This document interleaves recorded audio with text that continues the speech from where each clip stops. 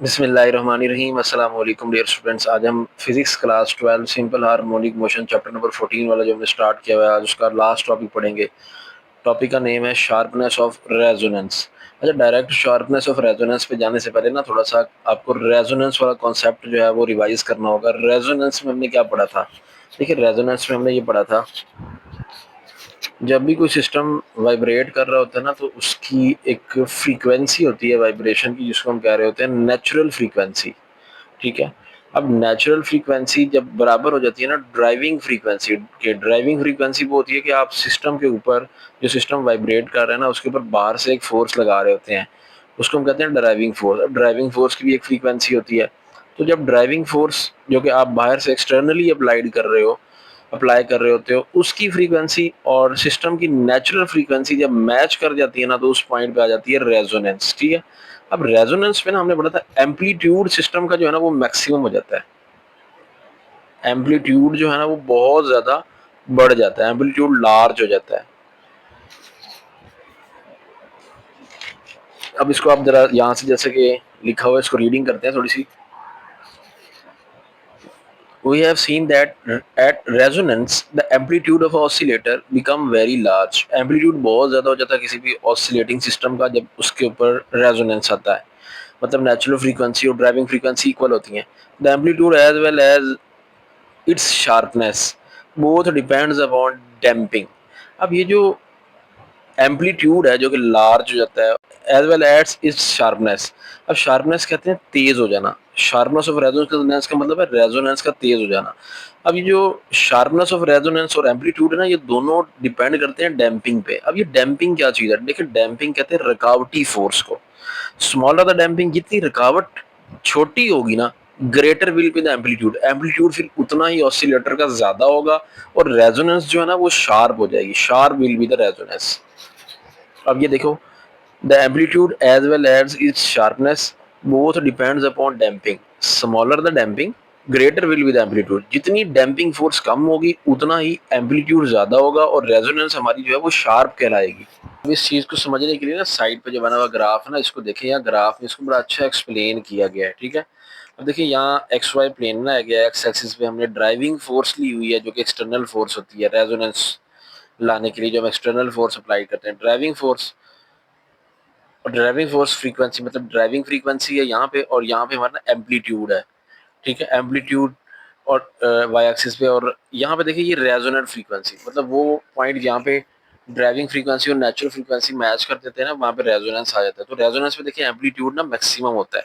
अब आप यहाँ पे देखें कि ये वो पॉइंट है जहाँ पे अभी रेजोनेंस नहीं आई, ये भी वो पॉइंट है जहाँ रेजोनेंस नहीं आई। देखिए, यहाँ एम्पलीट्यूड ना बड़े स्मॉल है, लेकिन जब रेजोनेंट फ्रीक्वेंसी आई है ना, यहाँ सेंटर में देखें, इन सारी कर्व्स के एम्पलीट्यूड जो है ना वो मैक्सिमम है।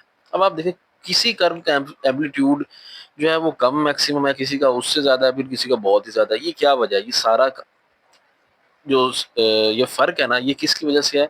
ये डैम्पिंग की वजह से है। देखो, जब लाइट डैम्पिंग है ना, किसी सिस्टम के ऊपर जो डैम्पिंग है, रुकावटी फोर्स है, वो लाइट है। अगर हल्की है ना, स्मॉलर डैम्पिंग है, तो एम्पलीट्यूड ज्यादा होगा।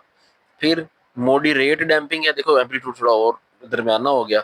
अगर हैवी डैम्पिंग है ना, बहुत ज्यादा रुकावट आ रही है, तो देखो फिर उसका जो एम्पलीट्यूड है ना बहुत छोटा है। एम्पलीट्यूड मैक्सिमम तो हुआ है, लेकिन लेस मैक्सिमम इसको कहेंगे हुआ है। ठीक है जी, वही लिखा हुआ हैवीली डैम्प्ड सिस्टम, एक ऐसा सिस्टम जिसमें डैम्पिंग बहुत ज्यादा होगी, has a fairly flat resonance curve. इसकी देखो, फेयरली जो है ना फ्लैट रेजोनेंस कर्व आ रहा है इसका। ठीक है, इसमें डैम्पिंग ज्यादा है। The effect of damping can be observed bye attaching a pendulum having light mass such as pith ball as its bob, and another of the same length carrying heavy mass such as lead bob of equal size to a rod। अब यहाँ पे ना क्या जा रहा है कि हम ना ये जो कंसेप्ट है शार्पनेस ऑफ रेजोनेंस का और डैम्पिंग वाला कॉन्सेप्ट है, इसको समझने के लिए ना एक एक्सपेरिमेंट कंसीडर करते हैं, पेंडुलम वाला। देखिए, ये हमने ना एक रॉड ले लिया। ठीक है, ये हमारे पास एक रॉड है, हॉरिजॉन्टल रॉड, आप देखिए ये लटका हुआ है। इसके ऊपर ना हमने ना तीन पेंडुलम सस्पेंड किए हैं। पहला जो पेंडुलम है ना, ये लेड का बना हुआ है, ये लेड बॉब है। ठीक है, इसके जो पेंडुलम की जो गोली होती है ना, इसको हम बॉब बोलते हैं। तो ये इसका मैस जो है ना एम है, ये लेड बॉब है। ठीक है, ये लेड का बना हुआ है, इसका मैस हैवी है, मतलब ये भारी मैस है। उसके बाद ये दूसरा जो है ना, ये वो पिथ जो मटेरियल बात की गई ना, पिथ मटेरियल का बना हुआ बॉब है, तो ये वो पिथ मटेरियल का बना हुआ बॉब है, ठीक है। इसका मास भी लेट एम है। इसका तीसरा जो है ना, एक और हमने पेंडुलम लिया है, ठीक है, जिसका मास एम है बॉब का। अब यहाँ पे देखो, यहाँ पे जो तीनों पेंडुलम है ना, तीनों पेंडुलम, इन तीनों की जो लेंथ है, लेंथ ऑफ द पेंडुलम वो सेम लेनी है आपने, ठीक है। तीनों की लेंथ ऑफ पेंडुलम सेम है। अब हम पीछे एक टॉपिक पढ़ के आए हैं, वहां पे हमने देखा था कि फ्रीक्वेंसी जो है ना वो लेंथ पे डिपेंडेंट होती है, ठीक है। अगर लेंथ सेम है तो तमाम जो है वो सेम फ्रीक्वेंसी से वाइब्रेट करती हैं पेंडुलम, जब आप उसको डिस्प्लेस कराओगे उसकी पोजीशन से। तो आपने ये गौर करना है कि ये हमारा जो पेंडुलम है ये हैवी मैस वाला है, हैवी मैस वाला, और ये पेंडुलम ये लाइट मैस वाला है, ठीक है, जो पिथ वाला है, पिथ मटेरियल का बना हुआ है। अब ये जो पेंडुलम है ना, ये हमने लटकाया, इसको हमने डिस्प्लेस कराना है, ठीक है। जब आप इसको डिस्प्लेस कराओगे तो इसकी जो वाइब्रेशन है ना, ये हॉरिजॉन्टल रॉड के थ्रू ना इन दोनों तक जाएंगी, ठीक है। अब इन दोनों तक जब जाएंगी, इस तरह का एक्सपेरिमेंट रेजोनेंस में हमने पढ़ा हुआ है, दोनों जो है ये मूव करना स्टार्ट कर देंगे, ठीक है। मतलब ये भी ऑसिलेट करने लग जाएंगे, लेट ये यूं ऑसिलेट करते हैं, ठीक है, दोनों यूं करके ऑसिलेट करना स्टार्ट करेंगे। अब देखिए ये एम्पलीट्यूड किसका ज्यादा होगा, देखिए एम्पलीट्यूड ज्यादा होगा लेड वाले बॉब का। लेड बॉब का एम्पलीट्यूड क्यों ज्यादा होगा, देखिए इसके ऊपर ना जो डैम्पिंग फोर्स है वो कम इफेक्ट करेगी। जब मैस लाइट होता है उसके ऊपर डैम्पिंग फोर्स ज्यादा होती है। अब यहाँ पे हैवी मैस है, इसके ऊपर डैम्पिंग फोर्स कम लगेगी। और ये जो पिथ वाला मैस है ना, ये लाइट मैस है। अब लाइट मैस होने की वजह से ये हल्का है, हल्का होने की वजह से इसके ऊपर डैम्पिंग ज्यादा आएगी, डैम्पिंग इफेक्ट, रुकावटी फोर्स ज्यादा आएगी। अब इसकी मिसाल ऐसे है कि अगर आप छत से एक लिफाफा नीचे फेंकें और साथ ही एक पत्थर नीचे फेंक दें, कौन पहले नीचे पहुंचेगा, जाहिर बात है पत्थर नीचे पहुंचेगा, क्योंकि पत्थर हैवी है, उसके ऊपर डैम्पिंग फोर्स जो कि रेजिस्टेंस फोर्स होती है, रुकावट होती है, वो कम एक्ट करती है। तो इसलिए ये जो लेड वाला बॉब है ना, ये भारी होने की वजह से इसके ऊपर डैम्पिंग फोर्स कम एक्ट करेगी, तो इसकी वाइब्रेशन का जो एम्पलीट्यूड है ना ज़्यादा होगा, ठीक है। और इसकी जो वाइब्रेशन का एम्पलीट्यूड है ना वो कम होगा, ठीक है, ये कम एम्पलीट्यूड से वाइब्रेशन करेगा। उसके बाद देखिए, they are set into vibration, आप इनको वाइब्रेशन कराएंगे by a third pendulum of equal length. हमने इक्वल लेंथ की तीसरी पेंडुलम ली थी, ठीक है। एक विथ मटेरियल की पहले दूसरी थी और पहली थी लेड बॉब, तो तीसरी एक हमने पेंडुलम ली थी, थर्ड पेंडुलम जिसको हमने बोला लेंथ सेम था, अटैच किया ऑफ द सेम रॉड, उसी रॉड के साथ हमने उसको अटैच कर लिया था। It is observe that the amplitude of the lead bob is much greater than that of pith ball. Pith ball वाले पेंडुलम से एम्पलीट्यूड ज्यादा था लेड वाले बॉल बॉब का। The damping effect for the pith ball due to air resistance is much greater than for a lead Bob. वही बात कह रहे हैं कि पिथ बॉल के ऊपर जो डैम्पिंग इफेक्ट था ना एयर रेजिस्टेंस का, वो बहुत ज्यादा था, जिसकी वजह से उसकी वाइब्रेशन स्मॉल हुई, जबकि जो लेड वाले बॉब की वाइब्रेशन है वो ज्यादा होगी। नेक्स्ट है जी application of resonance and standing wave. अब देखिए डेली लाइफ में बहुत सी ऐसी डिवाइसेस हैं जिसमें ना स्टैंडिंग वेव, मतलब वो स्टेशनरी वेव जो क्लास 11 यूनिट नंबर 7 में पढ़ी थी ना, उनका कॉन्सेप्ट यूज होता है। स्टैंडिंग वेव जिसमें यूज होती है ना, बहुत सी डेली लाइफ डिवाइसेस हैं, उसमें एप्लीकेशन बहुत ज़्यादा है रेजोनेंस की। There are many applications of resonance, resonance की बहुत सी एप्लीकेशंस हैं in different devices that generate and use standing wave. तो वो डिवाइसेस जिनमें स्टैंडिंग वेव पैदा होती हैं, स्टेशनरी वेव जिसको बोलते हैं, और यूज होती हैं, उनके अंदर ना रेजोनेंस का बड़ा अहम रोल है। अब देखें ये स्टैंडिंग वेव अगर आपको थोड़ा सा रिमाइंड करवा दूं, क्योंकि रिमाइंड करवा लेना चाहिए, क्योंकि यार रेजोनेंस तो आपने अभी ताज़ा ताज़ा कॉन्सेप्ट लिया हुआ है, रेजोनेंस क्या है, लेकिन स्टैंडिंग वेव आपको भूल चुका होगा फर्स्ट ईयर में।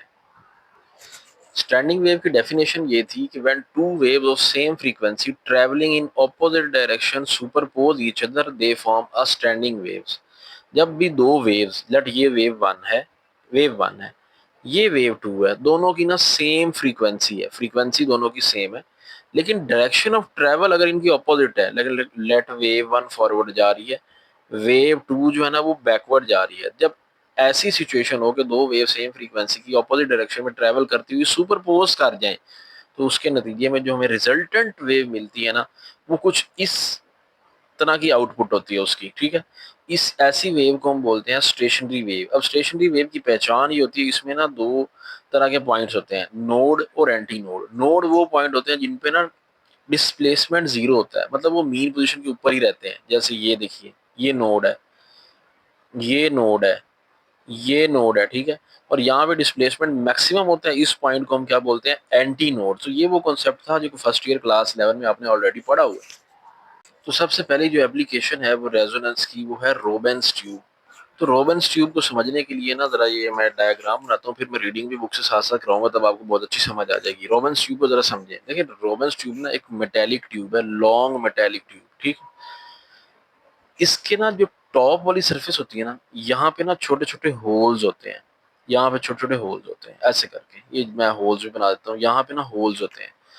इसके जो एक एंड है ना, एक एंड इसके अंदर से ना हम गैस सिलेंडर के थ्रू ना एक ऐसी गैस फिलअप करते हैं इसके अंदर जो कि फ्लेमेबल गैस है, मतलब जो शोला शोले के साथ जल सकती है। और दूसरा जो एंड होता है ना, वहां पे हम एक ना स्पीकर अटैच कर देते हैं, ठीक है। अब स्पीकर से हम इसके अंदर ना साउंड एंटर करेंगे।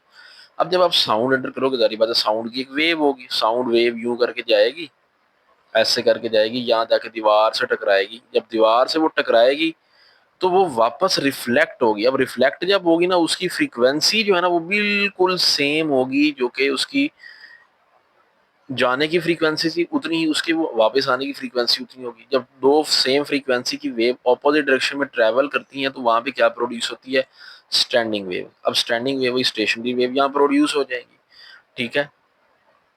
इस स्पीकर की वजह से स्पीकर की आवाज अंदर जाएगी, वहां से स्टैंडिंग वेव प्रोड्यूस होंगी। अब जब स्टैंडिंग वेव्स प्रोड्यूस हो जाएंगी ना, अब स्टैंडिंग वेव में देखिए कुछ पॉइंट होते हैं जो कि जीरो डिस्प्लेसमेंट शो करते हैं, वहां होता है नोड। और जहाँ कुछ पॉइंट होते हैं जहाँ पे ना मैक्सिमम डिस्प्लेसमेंट होता है, वहां पे वो एंटी नोड होते हैं, ठीक है। अब यहाँ पे एक चीज तो आपने देख लिया कि हम ये रॉबिन्स ट्यूब जो पढ़ रहे हैं ना, रॉबिन्स ट्यूब के अंदर हम क्या करते हैं, हम रिलेशन पढ़ना है हमने स्टैंडिंग वेव्स का और रेजोनेंस का। अब यहाँ पे आपको ना इस रॉबिन्स ट्यूब के अंदर स्टैंडिंग वेव तो नजर आ गई है, भी ये ऐसे करके बन रही है, तो यार रेजोनेंस किधर है। देखिए रेजोनेंस भी है यहाँ पे। देखो साउंड आप बाहर से उसके अंदर एंटर करवा रहे हो, अब जारी मतलब साउंड की एक फ्रीक्वेंसी होती है, अब वो कौन सी फ्रीक्वेंसी होगी, नेचुरल फ्रीक्वेंसी या ड्राइविंग फ्रीक्वेंसी। देखिए वो ड्राइविंग फ्रीक्वेंसी होगी जो साउंड की फ्रीक्वेंसी होगी। रेजोनेंस की कंडीशन है ना कि driving frequency should be equal to natural frequency, ठीक है। साउंड की फ्रीक्वेंसी हो जाएगी ड्राइविंग फ्रीक्वेंसी, क्योंकि हम साउंड बाहर से एंटर करवा रहे हैं। एक्सटर्नल फ्रीक्वेंसी की ड्राइविंग फ्रीक्वेंसी होती है। तो ड्राइविंग फ्रीक्वेंसी इसके अंदर जब एंटर करवाएंगे ना, तो ये ट्यूब जो है ना, ट्यूब में एक वाइब्रेशन होगी। जब ट्यूब वाइब्रेट करेगी ना, तो इसकी जो फ्रीक्वेंसी होगी ना, नेचुरल फ्रीक्वेंसी होगी।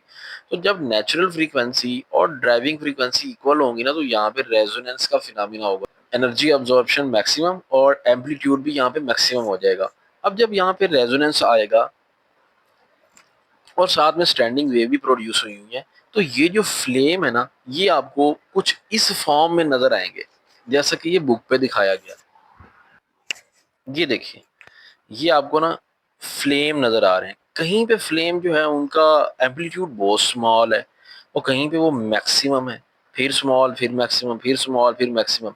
ये एक्चुअली क्या है, ये एक्चुअली है नोड और एंटी नोड की इंडिकेशन है, ठीक है। जो आपने इस नीचे यहाँ पे स्टेशनरी वेव्स पैदा करवाई है ना, स्टैंडिंग वेव इस स्पीकर के थ्रू, ये माइक के थ्रू जो स्टैंडिंग वेव प्रोड्यूस होंगे ना, वहां पे कुछ नोड है और एंटी नोड है। जहां पे नोड्स है वहां पे डिस्प्लेसमेंट जीरो होने की वजह से फ्लेम बड़ा लो है, और एंटी नोड की वजह से फ्लेम जो है वो हाई हो रहा है। तो अब आप इसको रीड करें, आपको रोबन ट्यूब क्लियर हो गया होगा।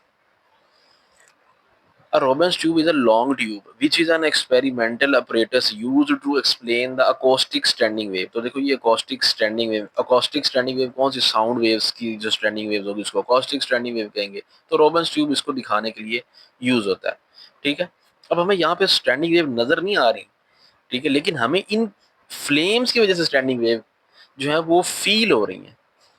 अच्छा, it consist of metal pipe, metal की बनी हुई एक पाइप है, बिल्कुल ठीक है, पाइप बना हुआ है मेटल का, with holes drilled along top and sealed at both end। देखिए इसके टॉप एंड पे होल्स हैं छोटे छोटे, जैसे कि मैंने आपको दिखाया भी एक रस्ट डायग्राम बना के, और दो एंड जो है ना इसके सील्ड है, ठीक हो गया।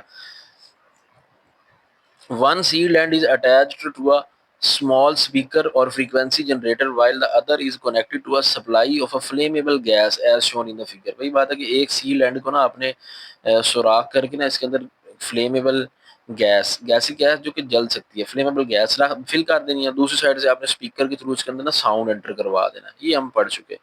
नेक्स्ट देखिए, when a sound waves of a resonance frequency are produce, resonance frequency वाला जब आप साउंड वेव्स यहाँ प्रोड्यूस करवाते हो ना बाय फ्रीक्वेंसी जनरेटर, ये फ्रीक्वेंसी जनरेटर है। A standing wave is formed inside the tube। Standing wave हमने देखा था कैसे प्रोड्यूस, साउंड जाएगा यूं करके स्ट्राइक करेगा फिर रिफ्लेक्ट बैक होगा, तो सेम फ्रीक्वेंसी की वेव अपोजिट डायरेक्शन में ट्रेवल करेंगी, वहां स्टैंडिंग वेव जनरेट होगी, नोड और एंटी नोड होंगे, ठीक है। The standing wave create a point with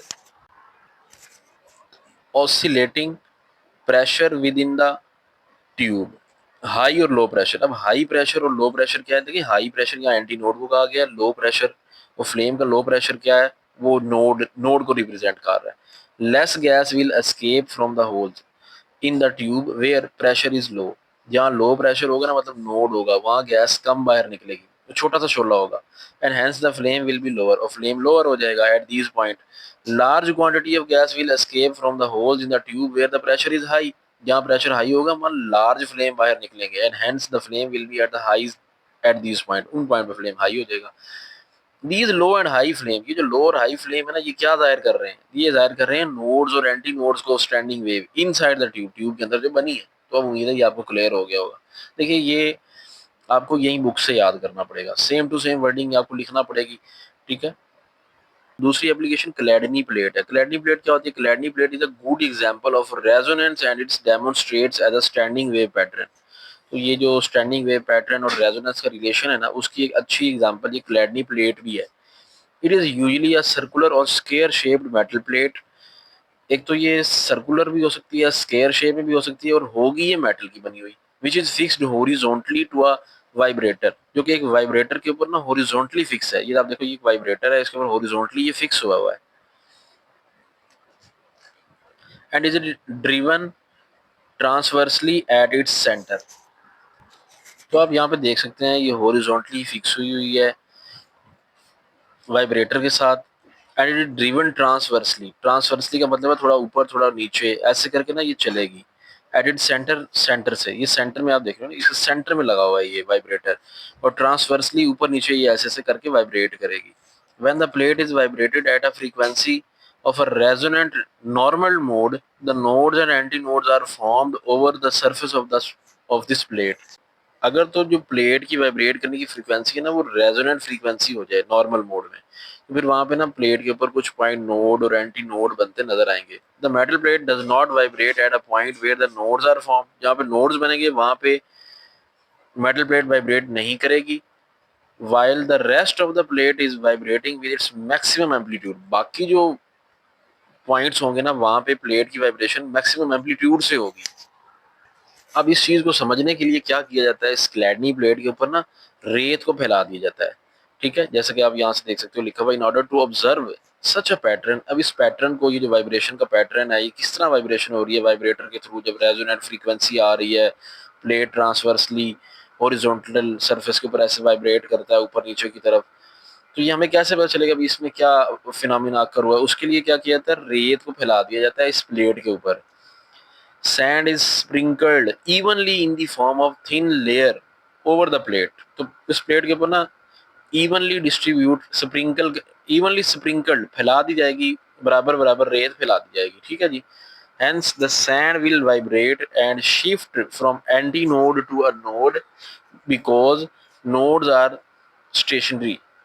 अब इसे क्या होगा, वो जो रेत हमने ऊपर रखी होगी ना और ये प्लेट को आप वाइब्रेट करवाओगे रेजोनेंट फ्रीक्वेंसी से, तो वहां पे नोड और एंटी नोड एक तो बनेंगे। अब उस नोड और एंटी नोड की वजह से वो जो रेत का पैटर्न है ना वो कुछ इस तरह से शिफ्ट हो जाएगा, तो जो नोड्स है ना वहां पे रेत जो है मूव नहीं करेगा।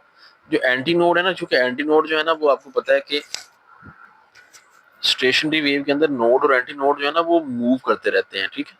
अब देखिए ये एक वेव है, लेट इसको स्टेशनरी वेव समझ लें। अगर ये नोड होगा, ये भी नोड, ये भी नोड, ये भी नोड, ये भी नोड, अब ये मैक्सिमम डिस्प्लेसमेंट है, एंटी नोड है, ये ऊपर पॉजिटिव मैक्सिमम पे ये नेगेटिव मैक्सिमम, फिर पॉजिटिव मैक्सिमम ये negative maximum. Hence the sand will vibrate from and shift from anti node two nodes. अब देखिए ये एंटी नोड है, यहाँ से सैंड शिफ्ट होकर इधर नोड पे आ जाएगा, ठीक है, फिर इधर आएगा, फिर ऊपर चला जाएगा, because nodes are stationary point.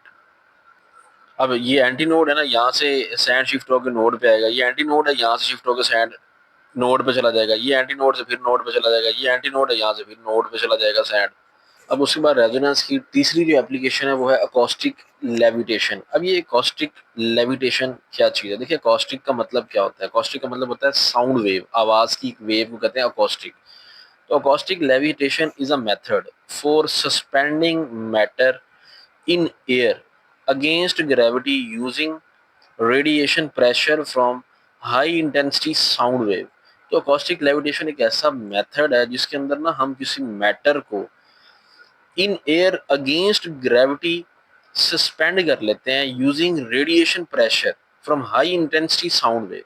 अब देखिए फॉर एग्जांपल अगर आप देखिए कोई under the action of gravity कोई पार्टिकल है, फॉग पार्टिकल ले लें, ठीक है, कोई फॉग पार्टिकल है, वो under the action of gravity जो है ना, वो जारी बात है उसने नीचे गिरना है। अगर वो एयर में है तो उसने नीचे गिरना है अगेंस्ट ग्रेविटी, जारी बात है ग्रेविटी उसको अपनी तरफ खींचेगी। लेकिन हम इसको ऑपोजिट डायरेक्शन में एक बैलेंस फोर्स प्रोवाइड करके सस्पेंड कर लेते हैं अगेंस्ट ग्रेविटी इस प्रोसेस के अंदर। तो acoustic levitation is a method for suspending a matter in air, matter को एयर में सस्पेंड करवाना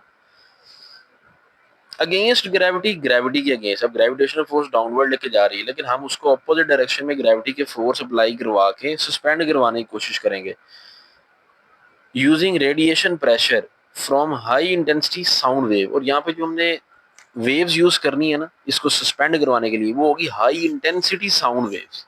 this method explains the relation between resonance and standing wave. हम एप्लीकेशन यही पढ़ रहे हैं, रेजोनेंस और स्टैंडिंग वेव का रिलेशन और उसकी एप्लीकेशन कहाँ कहाँ पे है।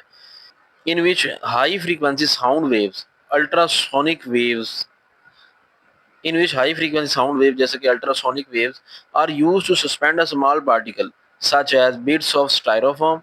स्टायरोफॉर्म होता है ये एक फोम सा होता है, जैसे आप देखते हैं ना वो वाइट से कलर का एक होता है ये, फ्रिज वगैरह जब लेते हैं ना तो उसके अंदर से एक ये फॉर्म से निकलता है, उसके बाद छोटे छोटे डॉट्स से निकलते हैं। जब आप उसको ऐसे हाथ से रगड़ते हैं तो उसके अंदर छोटे छोटे डॉट्स से निकलते हैं, इसको हम कहते हैं स्टायरोफॉर्म। बिट्स ऑफ स्टायरोफॉर्म का मतलब है वो स्टायरोफॉर्म के छोटे छोटे पीसीज हैं। Droplets of water against gravity, तो आप बिट्स ऑफ स्टायरोफॉर्म को भी सस्पेंड करवा सकते हो against gravity high frequency ultrasound की मदद से। देखिए अल्ट्रासाउंड ऐसी वेव्स होती है जिनकी फ्रीक्वेंसी बहुत हाई होती है, ओवर 20,000 हर्ट्ज होती है। तो यहाँ पे ना हम ultrasonic waves of high frequency high intensity use करते हैं किसी भी पार्टिकल को, जो कि वाटर ड्रॉपलेट भी हो सकता है या इसके अलावा स्टायरोफॉर्म का पीस भी हो सकता है कोई छोटा सा, अगेंस्ट ग्रेविटी सस्पेंड करवाते हैं in air without physical contact. Physical contact का मतलब है इनको मतलब हाथ में पकड़ना भी नहीं है, फिजिकल कॉन्टैक्ट के बगैर ये सस्पेंड होंगे। अब जरा देखते हैं कि सारी वर्किंग किस तरह होती है इसकी, ये कैसे वर्क करता है। Basically an acoustic levitator consist of a source of sound, transducer and reflector. ये जो अकोस्टिक लेविटेटर है ना, ये एक सोर्स ऑफ साउंड जिसका नाम है ट्रांसड्यूसर और रिफ्लेक्टर, या उसका और एक रिफ्लेक्टर होता है, इस पे मुश्तमिल होता है। तो अगर आप देखें ना नेक्स्ट पेज पे ये डायग्राम बनी हुई है, ये कंट्रोलर लिखा हुआ ना, और ये जो बना हुआ है ये इसके नीचे देखें लिखा हुआ है अल्ट्रासोनिक ट्रांसड्यूसर। तो ये ट्रांसड्यूसर है, अल्ट्रासोनिक ट्रांसड्यूसर है जहां से साउंड वेव्स पैदा होंगी, और ये ऊपर रिफ्लेक्टर लगा हुआ है। ठीक है, ये आपने देख लिया, ये ट्रांसड्यूसर है और ये रिफ्लेक्टर है। The high frequency sound waves from a transducer is bounced off by reflector. तो यहाँ से हाई फ्रीक्वेंसी वो अल्ट्रासोनिक वेव्स जाएंगी और यहाँ रिफ्लेक्टर से जाके स्ट्राइक करेंगे, यूं करके ये वेव्स जाएंगी यहाँ स्ट्राइक करेंगी। अब स्ट्राइक करके यहाँ रिफ्लेक्टर है तो इनको रिफ्लेक्ट करेगा। अब रिफ्लेक्ट जब होंगी ना उनकी फ्रीक्वेंसी सेम होगी बट इन ऑपोजिट डायरेक्शन होगी। तो यहाँ से क्या पैदा हो जाएंगी, स्टैंडिंग वेव्स पैदा हो जाएंगी। तो आगे नेक्स्ट यही देखिए, the interaction between incident and reflected wave. ये जो रिफ्लेक्टेड वेव्स और इंसिडेंट वेव जो कि हमारी वेव्स ऊपर जा रही हैं और फिर रिफ्लेक्ट बैक हो रही हैं, उन दोनों वेव्स का इंटरेक्शन होगा जिसकी वजह से क्या बनाएंगी वो, they will form a standing wave. क्योंकि स्टैंडिंग वेव की कंडीशन फुलफिल होगी ना, दो वेव्स ऑपोजिट डायरेक्शन में सेम फ्रीक्वेंसी से सुपरपोज कर रही हैं, where the pressure of the sound in the area of node is minimum and pressure is maximum in the area of anti node. तो वहां पे जो स्टैंडिंग वेव में नोड और एंटी नोड बनेंगे ना, तो वहां पे बता रहे हैं कि जो नोड होते हैं वो मूव नहीं करते नोड पॉइंट, तो जिसलिए ना वहां पे डिस्प्लेसमेंट जीरो होने की वजह से ना वहाँ जीरो प्रेशर होता है, लेकिन एंटी नोड चूंकि पार्टिकल मूव करते रहते हैं वहाँ हाई प्रेशर होता है। अब प्रेशर डिफरेंस क्रिएट हो जाता है, नोड पे लो प्रेशर और एंटी नोड पे हाई प्रेशर। ये एमसीक्यूज भी आ सकता है पॉइंट कि लो प्रेशर स्टैंडिंग वेव में कहाँ पे होता है और हाई प्रेशर कहाँ पे होता है, तो आपने ये भी एमसीक्यू के लिए पॉइंट साइड पे मेंशन कर लेना है। Such a difference between high and low pressure exert a force on a small particle of styrofoam against gravity। अरे ये जो प्रेशर डिफरेंस है ना, अब नोड और एंटी नोड की वजह से जो क्रिएट हुआ है प्रेशर डिफरेंस, ये अब जो भी कोई पार्टिकल है, वाटर ड्रॉपलेट है, फॉग ड्रॉपलेट या जो भी है, स्टायरोफॉर्म का कोई बिट है, पीस ऑफ स्टायरोफॉर्म है, उसको वो सस्पेंड कर देता है against gravity. As a result the particle are trapped at node. अब जहाँ जीरो डिस्प्लेसमेंट है, जारी बात है वो वहाँ पे पार्टिकल ट्रैप होगा, पार्टिकल को सस्पेंड करवाना है तो सस्पेंड जारी बात है वो नोड पे होगा, क्योंकि नोड मूव ही नहीं करता। तो मूव ना करवाना, सस्पेंड का मतलब क्या है, मूव ना करे, तो वो नोड पे सस्पेंड हो जाएगा।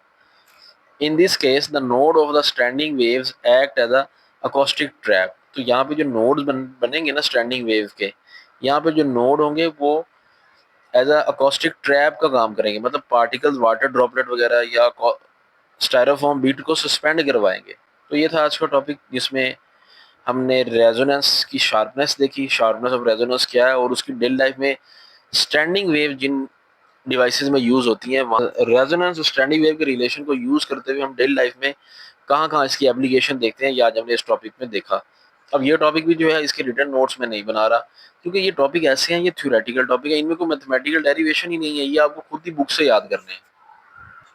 वैसे अगर आज what is meant by sharpness of resonance, तो उसका ये आंसर है what is mean by sharpness of resonance. ये इंटरनल शॉर्ट में आ सकता है, बाकी अगर लॉन्ग है तो ये सारा आपको एक्सप्लेन करना है एप्लीकेशंस मैथ जैसा बुक पे लिखा हुआ है, सेम टू सेम आपको याद करना पड़ेगा। ये चैप्टर हो गया कंप्लीट। नेक्स्ट टाइम इंशाल्लाह इसकी एक्सरसाइज, न्यूमेरिकल, शॉर्ट क्वेश्चन और एमसीक्यूज वगैरह करेंगे। चैनल पे नए हैं तो चैनल को सब्सक्राइब कीजिए, वीडियो को लाइक कर लें। मिलते हैं नेक्स्ट वीडियो में जल्द। अल्लाह हाफिज।